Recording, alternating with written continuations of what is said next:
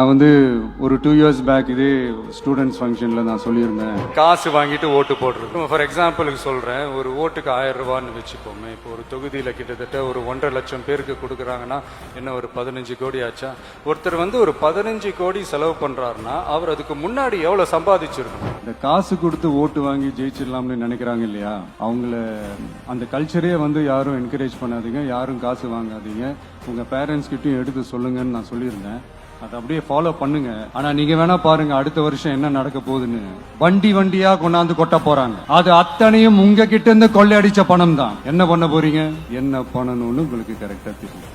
அது நான் சொல்லிதான் புரிய வைக்கணும்னு ஒன்றும் அவசியம். என் மை டியர் பேரண்ட்ஸ், உங்ககிட்ட ஒரு சின்ன ரிக்வெஸ்ட். உங்க குழந்தைங்களோட விஷயத்துல எதுவும் ஃபோர்ஸ் பண்ணாதீங்க, ப்ரெஷர் போடாதீங்க, எதுவும் இம்போஸ் பண்ணாதீங்க.